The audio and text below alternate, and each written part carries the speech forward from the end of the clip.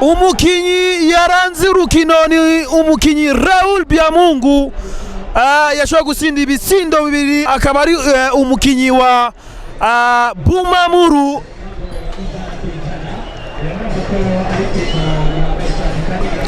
Raoul Byamungu niwe yatowe nk'umukinyi mwiza yaranze urukino, akaba yasinze ibitsindo, niwe yasinze umugwi wa Bumamuru ibitsindo bibiri byose, igisindo cya mbere n'igisindo cya gatatu. Raoul Byamungu akaba ahamagawe hari imbere kugira atora agashimwe kiwe, ariko ndabona ntiharagera yuko ahamagagwa. Agashimwe kiwe kumbure araza kugahabwa na nyene icubahiro umukuru w'igihugu cyacu cy'u Burundi.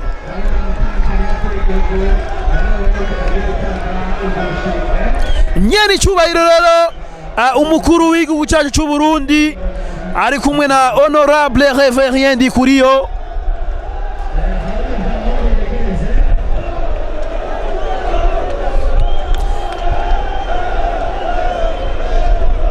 Ndabona ombudsman hariya Edouard Shimirimana,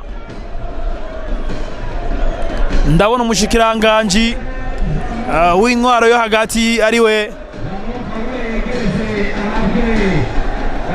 Gervais Ndirakobuca, ndabona buramatari, ndabona gouverneur wo mu ntara ya Kayanza. Raoul Byamungu rero akaba hawe agashimwe kiwe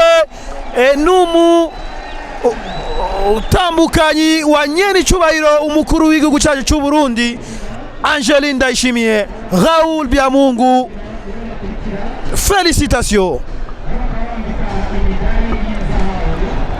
Abahagarikizi nabo nyene bakaba bambise imidari yabo, baje kwambika imidari bano bahagarikizi. Abo bose nk'uko mubabona n'abahagarikizi mpuzamakungu, akaba ari kumwe n'usanzwe abatwara ariwe Kinafu bita Claude Musongati. naho nyene ibasha imiliyoni zitatu umugwi wa Musongati.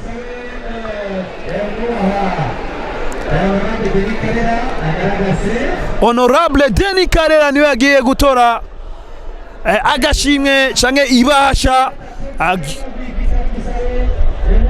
by'umugwi wa Musongati, we ukaba waronkejwe imiliyoni zitatu.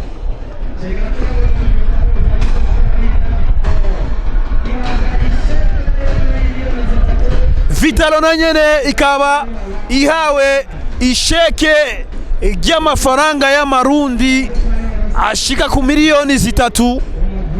Amahera akaba isheke kabigiye gutogwa n'icegera c'umugwi wa Vitalo Football Club Evariste Mukurarinda. Wamuhaye isheke akaba ari ombudsman Edouard Shimirimana. Flambeau du Centre rero akaba yafashe ikibanza cya kabiri, ikaba yaronkejwe isheke ry'amafaranga y'amarundi ashika ku miliyoni zitanu. Staff rero staff ya Omar Nakagero kaba bagiye kwambikwa imidari. So kiagira watoye imidari yabo staff hamwe n'umugwi wa Flambeau du Centre washoboye kubura amahirwe yo gutwara igikombe cya nyene icubahiro umukuru w'igihugu cyacu cy'u Burundi.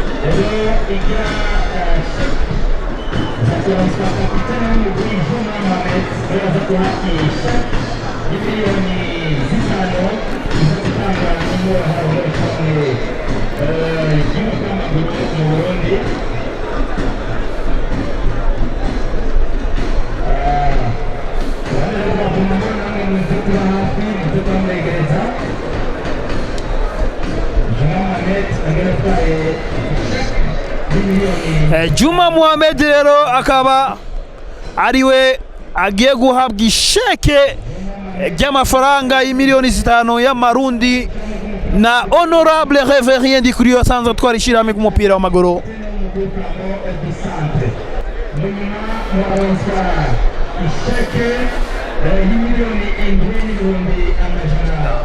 Bumamuru rero ikaba ironkejwe isheke ry'imiliyoni 7 n'ibihumbi 500 y'amarundi.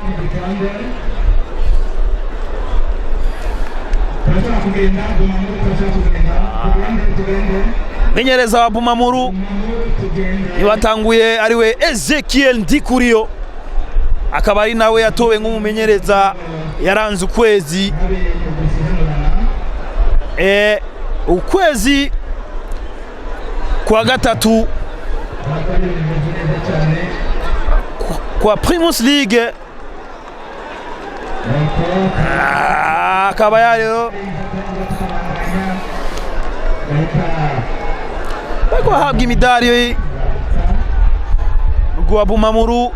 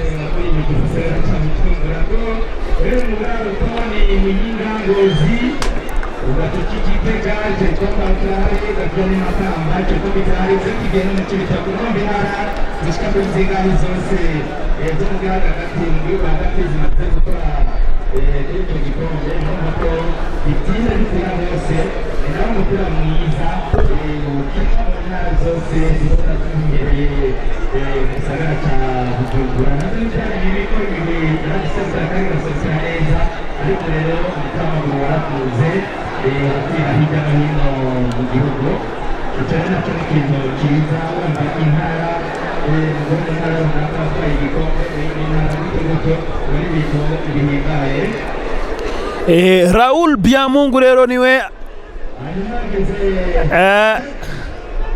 inge turabe sheke rero sheke n'igikombe sheke y'amafaranga imiliyoni 7 n'ibihumbi 500 kaba ritanzwe na nyene cyoro mukuru w'igihugu cyacu cy'u Burundi, akaba ari haye kizigenza w'umugwi wa Bumamuru Etienne. Inge turabe numwanya rero w'igikombe, numwanya mtu wa Bumamuru kupewa kikombe.